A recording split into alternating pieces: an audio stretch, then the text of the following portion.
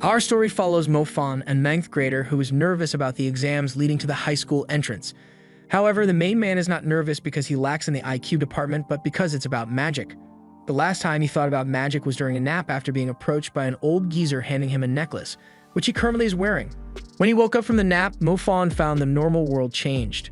Mo Fan's father awaits him at the entrance. The man is there to support his son. He even found him a job like his just in case Mo failed the exam, which is understandable because Mo only had 3 months to study, and the exam covered 9 years of material. That said, unlike his father, Mo doesn't want to be a driver. He aims to be the best and wants to become the strongest mage out there. Seeing his determination, the Giga Chatham father says, "I believe in you, son. You want to become a mage, you will become one, and I will try my best to help you." While walking back home with his friend, Mo spots his father talking to his boss, who happens to have some connections in the high school Mo wants to attend. Muho refuses and continues to press Mo's father for asking such a foolish request. You see, our MC is quite a player. When he was young, he once escaped with the successor of the renowned Mu family. While having dinner, the Giga Chad tells his son that he needs to worry not as he talked to quote-unquote a good old schoolmate of his, and he generously accepted to help. He also adds, "I'm thinking of renting the house since I will be away at day working extra shifts to cover the extra expenses.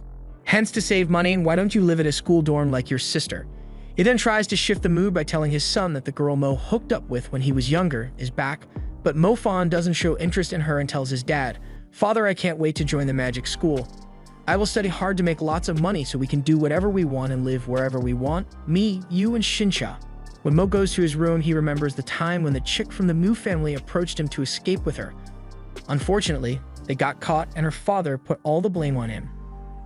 Mo's father stood up for him and got tossed around like a rag doll with no dignity for his son to be spared. But who cares about the past, where the kids of the day and the day of the talent assessment has come, where each student will go and lay their hand on a crystal ball that will glow according to what element the student can wield.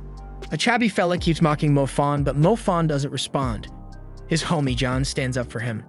Fast forward a bit, Mu Bai is first to awaken his power. It's an ice power, just like all the Mu clan members, and he already has his star shown on his badge, meaning he is talented, is quite powerful since usually all students have their 7 stars dim. As soon as Ice Boy gets back to his seat, he starts talking trash to Mo Fan, who is about to lay his hand on the crystal and awaken from it everyone. However, they all leave the class when they hear about a crystal glowing purple, meaning someone has awakened Thunder, a rare 1 in 1,000 awakening. Meanwhile, in the next room, Mo also has awakened purple, but it then changes to the color red representing his fire talent, which is considered a more powerful talent and valuable one, an ice. Mo doesn't make a big deal of it in front of his classmates, but on the inside, he is tripping on power due to having awakened 2 talents, which never happened before, not in this school at least. 2 months later, the teacher is educating the students about their talents and how they get more power with each star they can unlock. When 7 stars are unlocked, the mage can harness the element power. To his classmates' amazement, Mu Bai is able to unlock 6 stars. The normal rate is 2, or at the most 3 stars at this stage. Their amazement then turns to mockery toward Mo Fan, who can't unlock 1 star. Later, Mo heads to an alley to practice mastering his Thunder star chart. Mo then rushes to a park where his sister is sitting on a swing after some thugs took her wheelchair. Mo Fan heads to tell them off and take the chair. But when they don't concede, the man takes a step back and starts praying he doesn't flop, unlocking his last star. Upon unlocking the 7th star, Mo hits the leader with a thunderbolt, scaring the rest away. Meanwhile, Mu Bai is having a meeting with his uncle Muho, who is asking about his progress. He also asks about Mo Fan's progress. So the douche tells him Mo Fan is unable to unlock 1 star, making his failure and expulsion from the school inevitable. Back home, Mo is taking a bath and practicing his fire talent. Later, he tells his sister that he is indeed a Thunder mage, but keeps it a secret, deciding he will only use it as a trump card when his back to a wall. After a while, a new smoking hot teacher arrives at the class.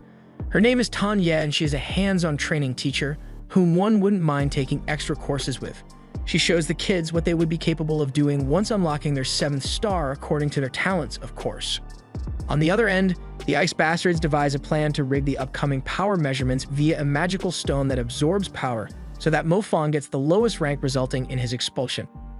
Talking about the devil, he is still practicing controlling his chart, which he has unlocked 5 stars on so far. At some point, Mo feels very depleted with no mana to continue, but he realizes they may also test their endurance, so he continues building his strength and mana. On the day of the power measuring contest, the person with the best power will be given a prize handed by the Mu family head. Student after student tries their hand at the crystal. John gets an A and requests to try the magic release, as aside from getting a good grade, the students also kinda compete to get the attention of the Mu family. After John fails to cast a spell, Mu Bai's turn is up and he gets an S on the measurement test and then requests to cast a spell so he can impress the fairest maiden in the land. His magic release gets marked B. The Mu headmaster is impressed, unlike his daughter, who wants to stick around and see Mo Fan's performance. Uncle Douche gives the signal to place the magic-absorbing stone just before our boy takes the stage, and as soon as Mo Fan places his hand on the crystal, his power starts getting sucked. The Beta teacher panics as he doesn't want one of his students to fail and be expelled, making him the laughingstock of his colleagues. Meanwhile, the Alpha Mommy teacher notices something off about the test. That said, Mo Fan's training paid off and he managed to overpower the sucky stone, scoring him the B mark, which is above average. However, Miss Yui is not pleased and requests to redo the test with a new ball since this one is faulty, and surprise, to everyone's shock, the MC of the story easily managed to land an impressive S. Mo proceeds to request to do a magic release. Mu Bai runs an entire inner dialogue that he will be the one to impress and that his star will shine brighter. No way Mo Fan can outshine him. Funny enough, Mo Fan manages to do that literally and figuratively when he lit the target dummy on fire.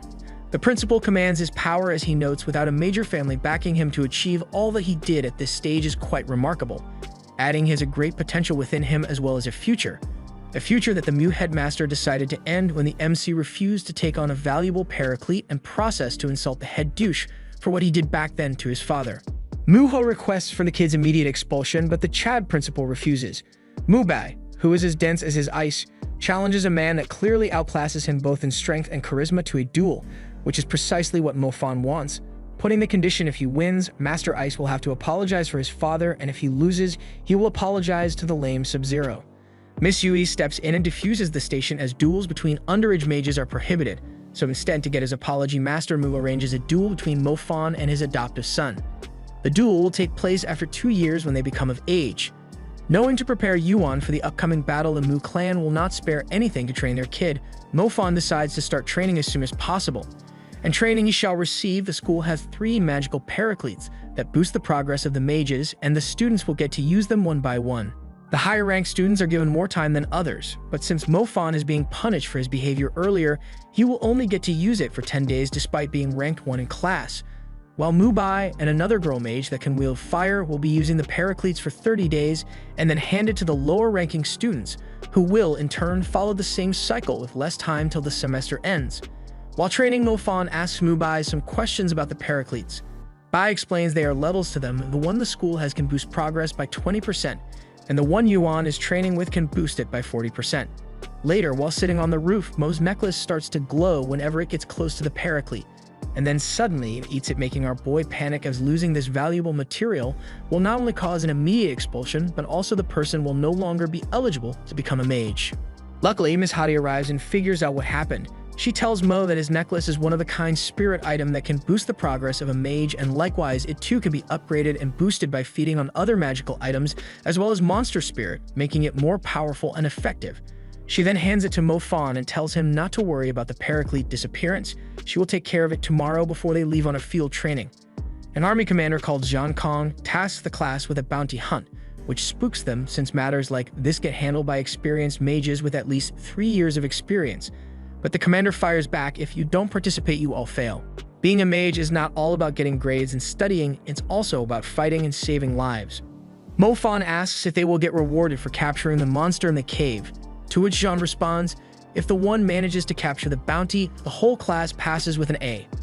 Zhang Kong also adds, the person who captures it will get awarded the Commander Magic Shield. The thought of something valuable within Mo Fan's reach sends shivers down his spine, making him eager to start this quest.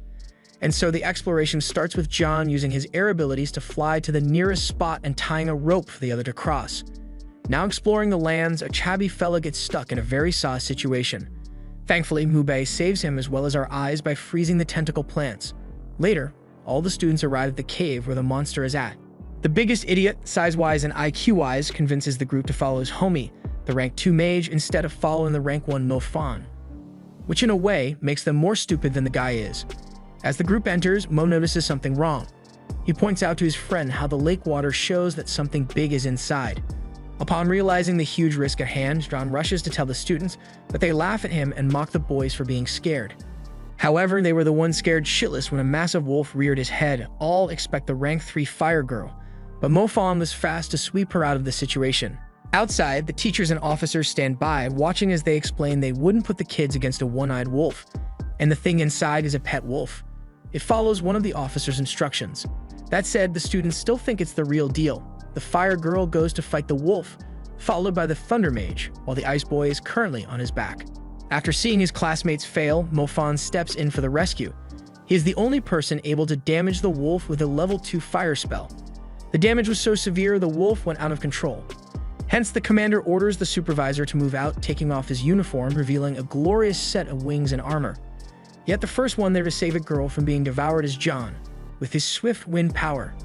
John resumes to distract the wolf and lure him further away from the students, yet it lands above Mo Fan's head. So John moves fast, takes his boy, and goes even deeper inside the cave.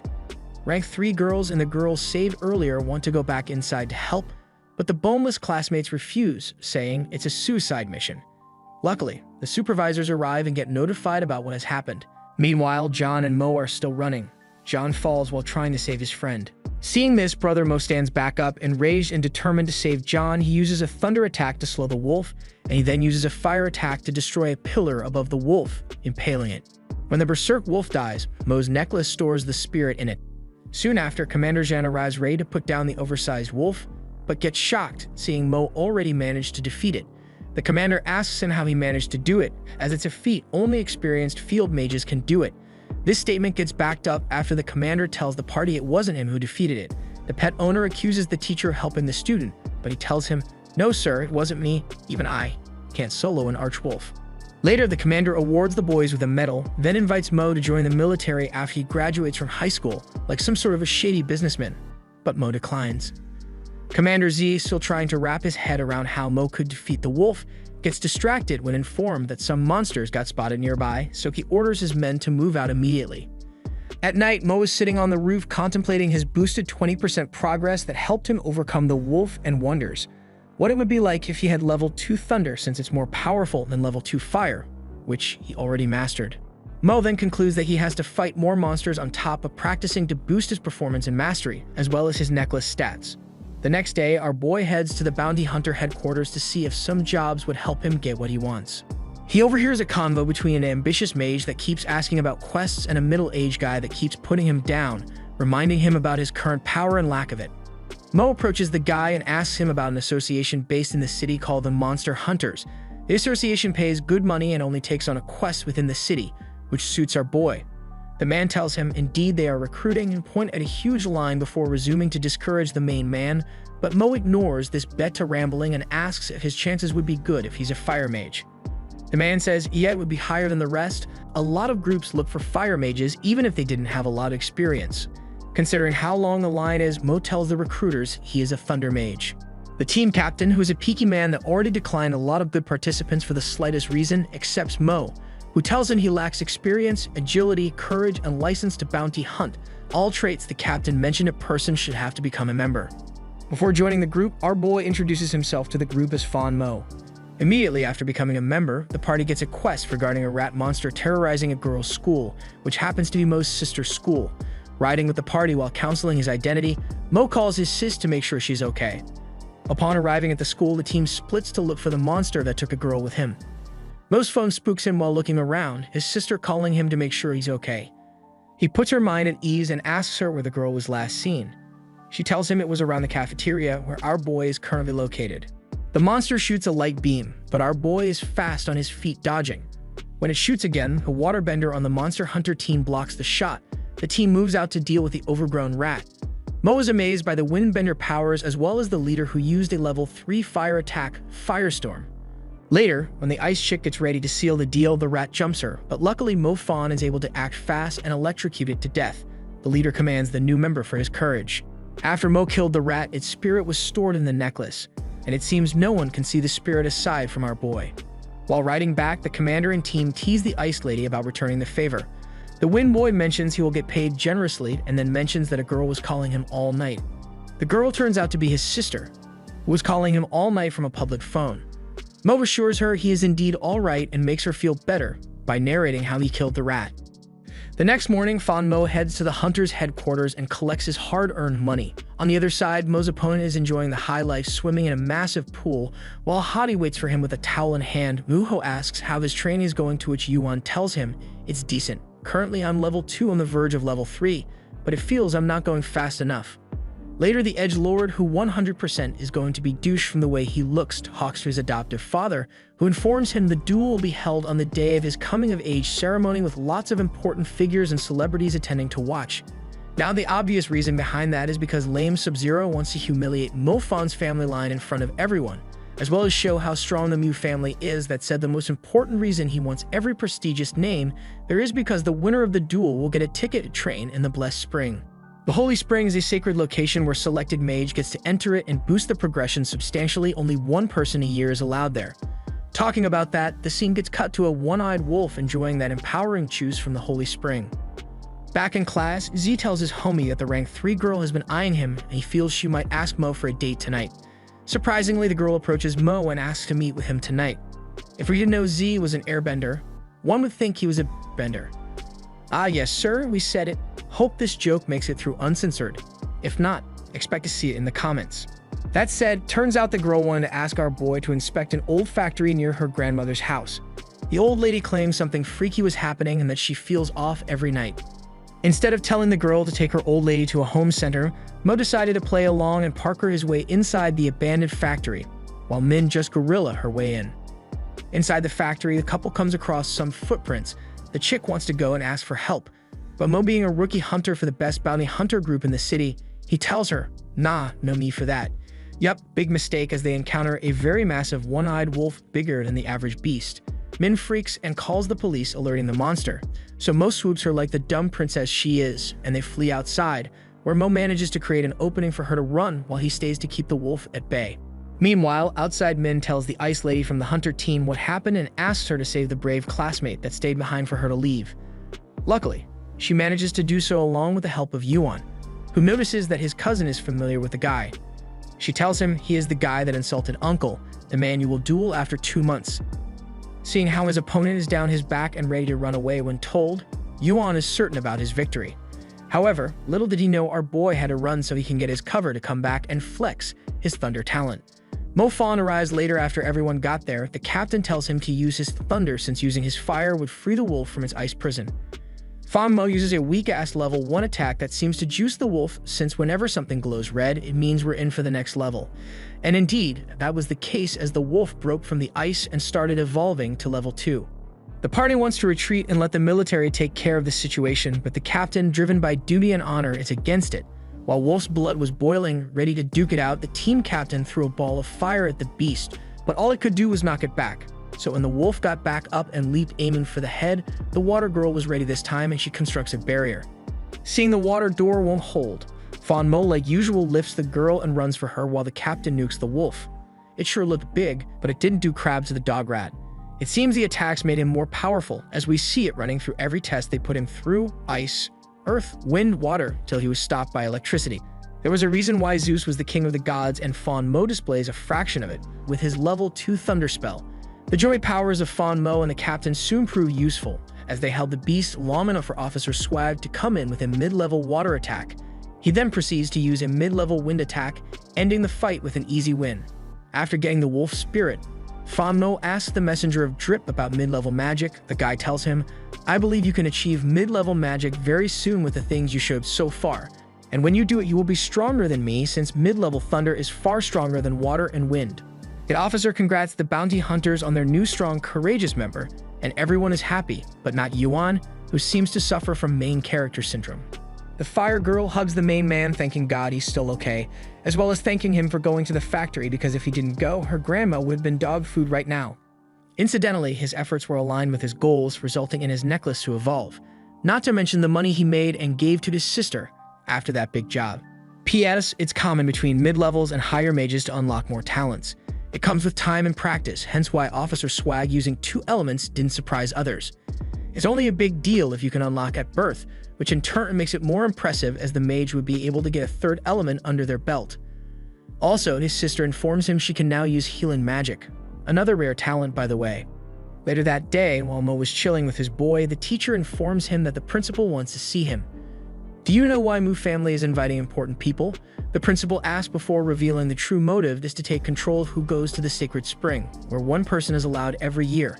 The school will recommend Mo Fan to go, but the Ice family doesn't want that, as well the other influential clans, so this duel will be a show of power on why their boy should go. Although Mo Fan is wondering why the man is doing all this since he is 100% confident about winning, the principal and the other teacher wish him good luck believing he will meet it. Adding, even if there is no chance for you to win, at least put on a fight to show these bastards what you made of and earn our school recognition. Meanwhile, Subfreezer is telling his daughter that once Yuan wins and goes to the spring, he will be fit to become her loyal assistant, something she doesn't seem interested in. Later at night, Mo gets approached by her while sitting on top of a hill. She asks him not to participate in the duel as she doesn't want him to get hurt or ruin his chances to join a good magic university. Mo asks her if she loves her father, to which she says yes.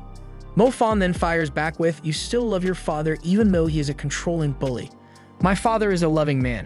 He cares for me and my disabled sister. He tried his best to help me while getting insulted and humiliated by others. I will not run away. Now is my chance to prove to everyone my father is no fool." The next day, Mo Fan is walking to the Mu Crypt while everyone rides with style. Among them are the bounty hunters who received an invitation from the Icebender chick and their team. Mo greets her but then remembers the team doesn't actually know him. They know him by his alter ego Fan Mo, so he excuses himself and leaves. That said, the members do note he looks familiar. Inside, Mo gets approached by Commander Z while he is enjoying some food samples. The commander asks him to join the army again, but Mo passes on the offer, and the commander tells him, understandable, have a nice day, and wishes him luck. Most classmates then arrive at the party on behalf of the school to support their rank 1 boy in the duel. Soon after, Lord Ice introduces the participants to the people, or rather, he introduces them to Yuan since he didn't even bother to mention Mo's name once. But enough with the useless chit-chat, it's showtime. Yu tries to assert dominance with his ice-cold handshake, but our boy is hot on his trail and melts it with his sheer awesomeness. As soon as the fight starts, Ice Boy pulls an attack that freezes everything in sight, but not Mo Fan, who uses a level 2 fire spell around him to keep himself warm, and then proceeds to shoot the guy with a level 2 fire blast. Yet the attacks don't connect since the guy is rocking some magical Air Jordans. The commander notes that using Dem shoes is just downright cheating, but with no referee, the fight continues and Yu pulls a level 3 ice attack that is like the first one but far colder. Upon seeing his student's fire getting extinguished, the principal asks to stop the duel, fearing Mo would get hurt. But the ice douche, Ice enjoying Mo's suffering, says, "Nah, let's see what will happen."